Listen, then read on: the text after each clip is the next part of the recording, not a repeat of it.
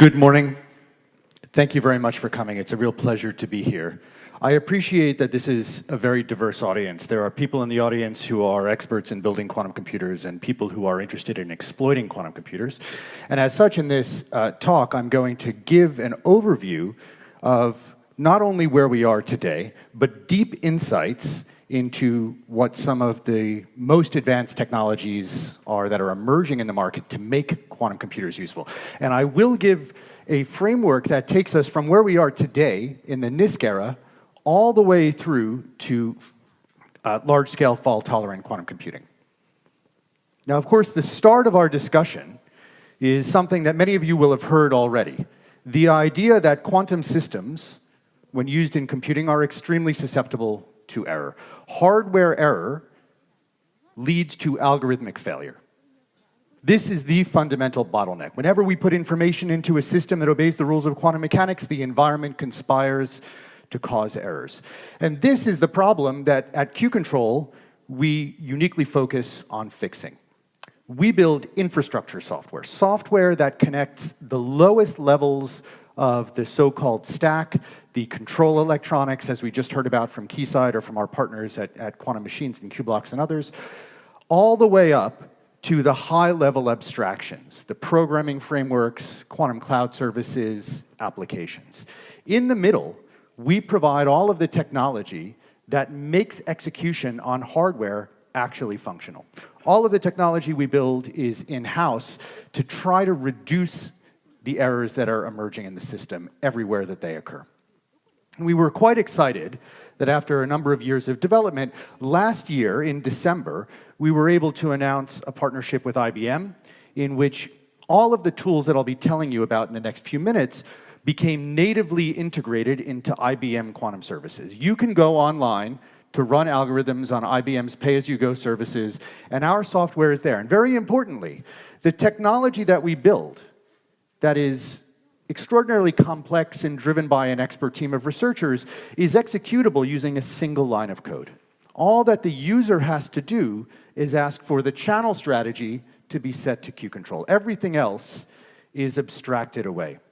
Now, this is something we were very proud of, and as a native New Yorker, it was a tremendous honor to have not only the NASDAQ billboard, but a billboard in Times Square announcing this new partnership where we were the first independent software vendor to ever integrate with any major quantum cloud platform. It was an extraordinarily thrilling moment last December.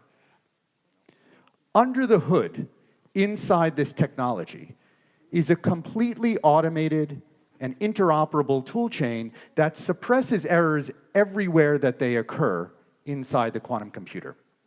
Now, a user would historically have to figure out all of the ways to mitigate or suppress errors in a quantum computer, build the entire toolchain, ensure that all of the components worked well together, and then execute. For us, as you saw, everything here is completely automated. There are no settings. There are no tasks for the user other than setting that channel strategy.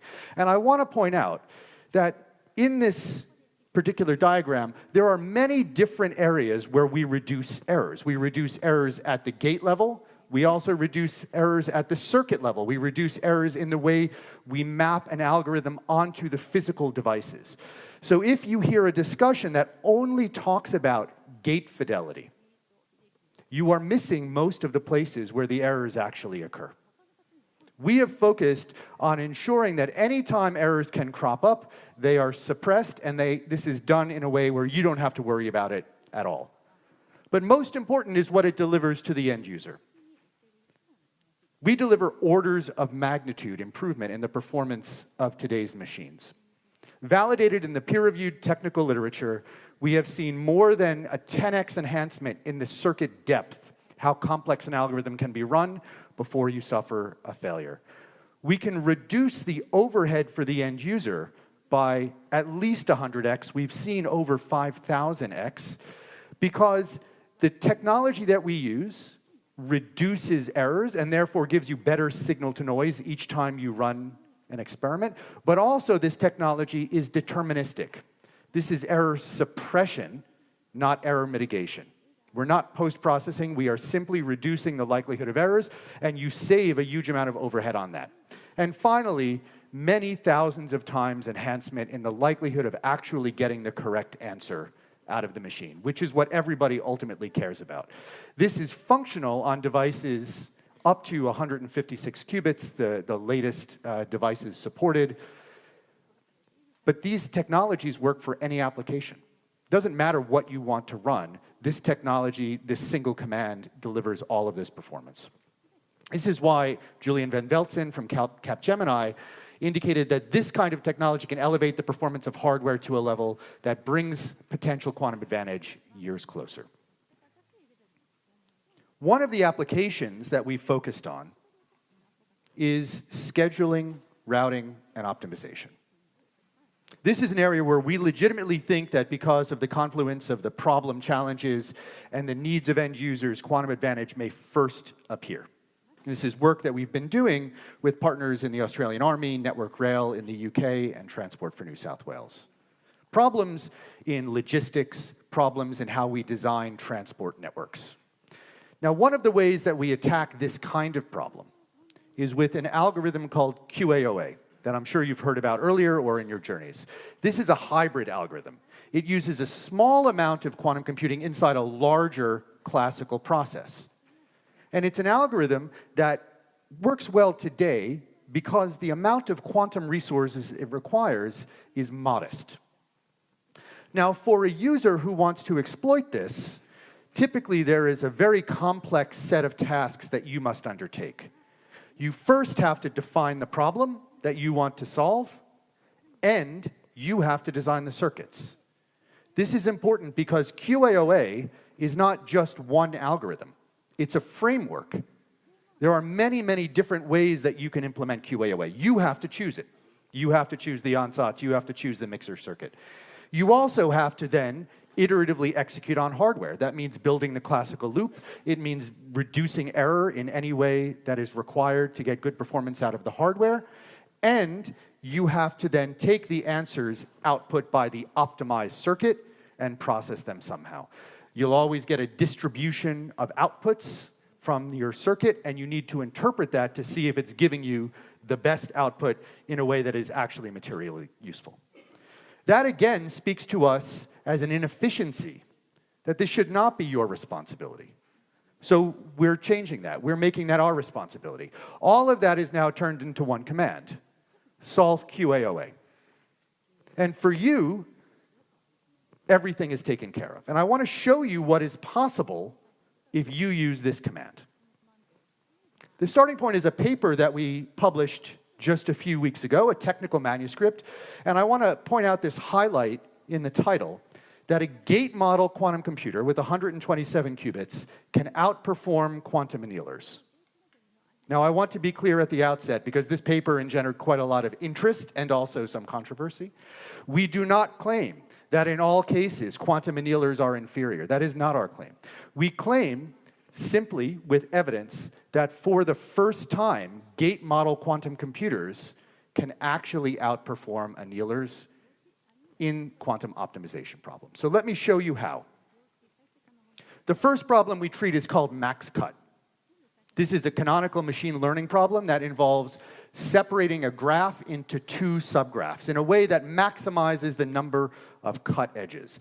Now, you can see from the diagram that when the graph is small, it's reasonably easy to figure out the best way to cut. But as soon as the graph becomes large with heavy connectivity, this becomes a mathematically very challenging problem, not just for you visually, but also for computers.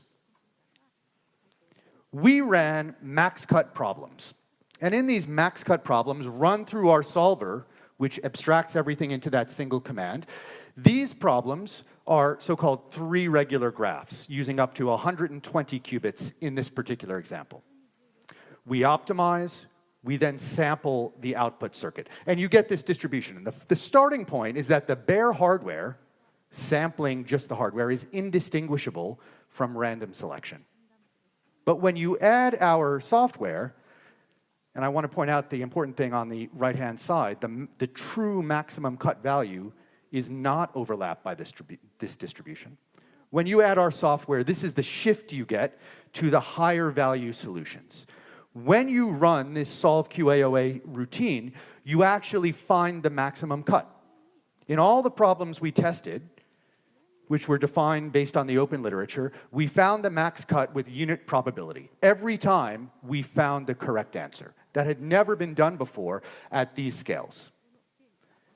Comparing directly against previously published demonstrations on alternate hardware, we showed that, again, we could find the max cut at the scale of problems that were previously solved with partial success, but also we could go much beyond the 30 or 32 qubit prior demonstrations to 120 qubit demonstrations with these non-trivial, non-planar graphs, 3 regular graphs, and actually get the right answer every time. This is an important distinction. We are not just running QAOA, we are getting the correct answer. The quantum computer is giving us a useful solution.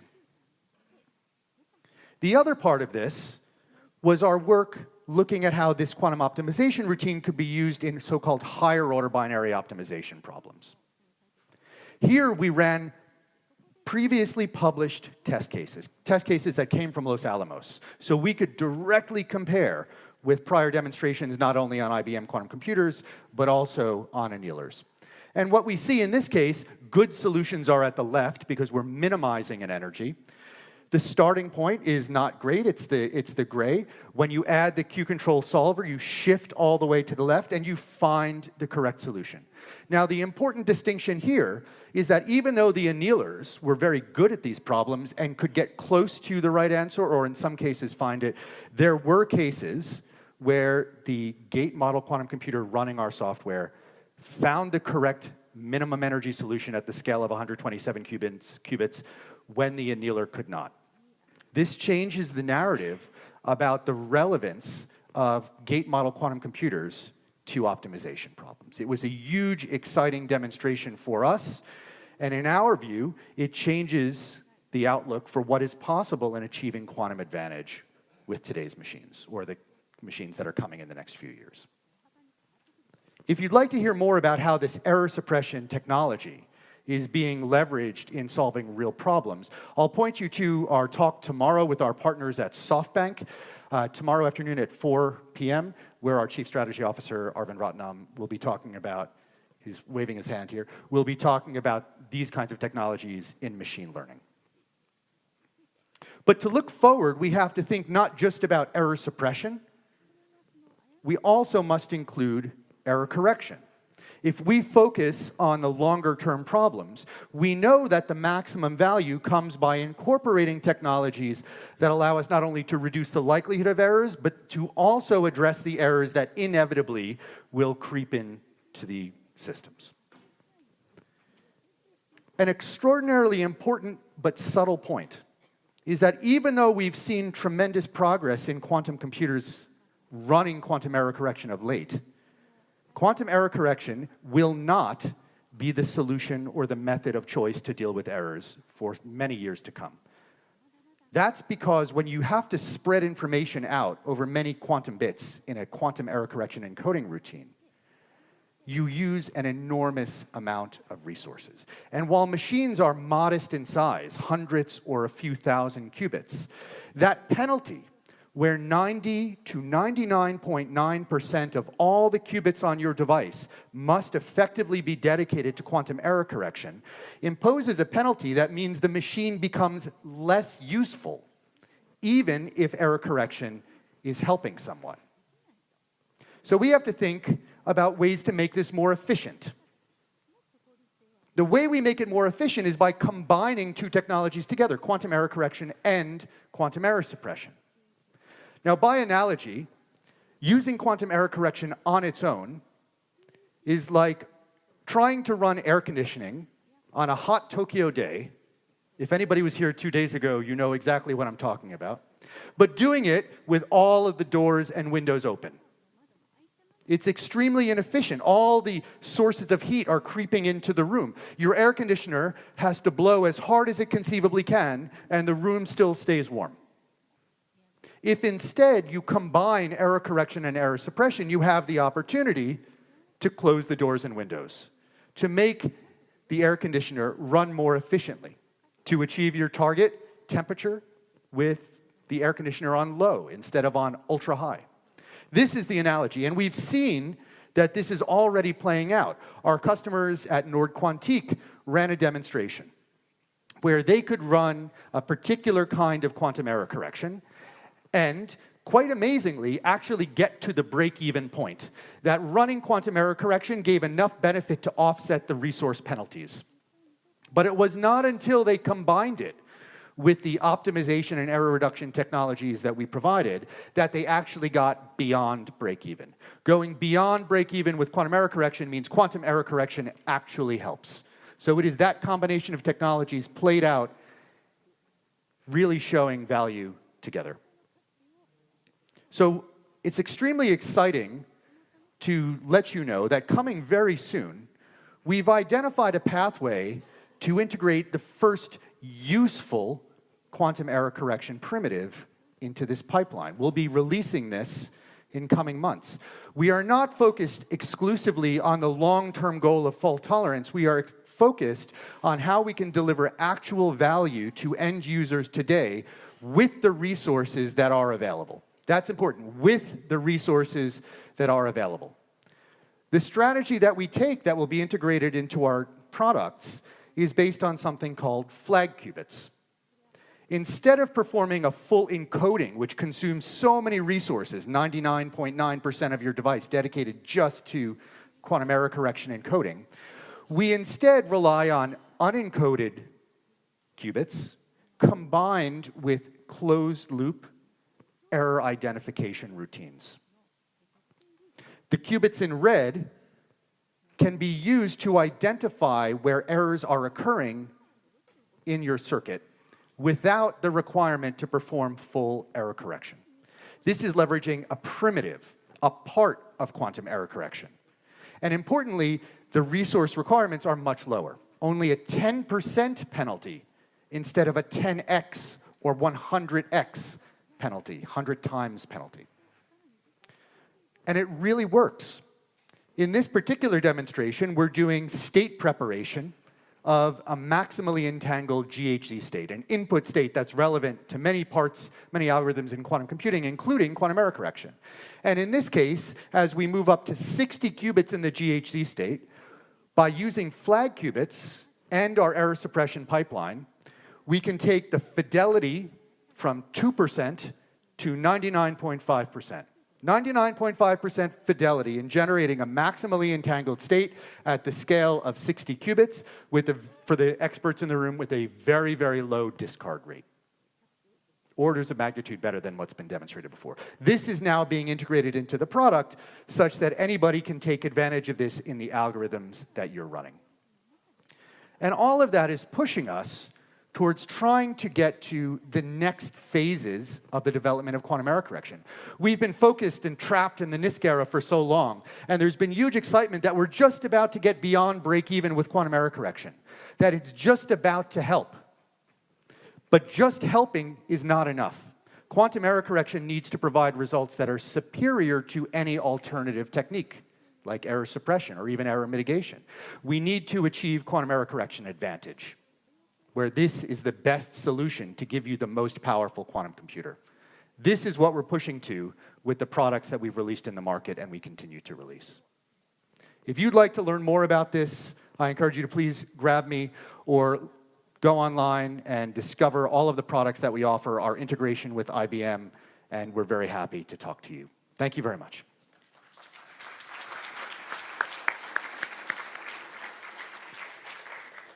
All right,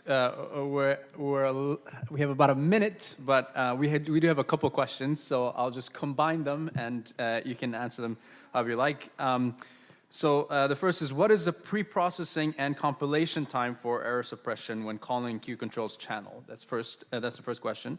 The second question is, can I use Q-control optimization when we use other devices, for example, QERA, Quantinuum?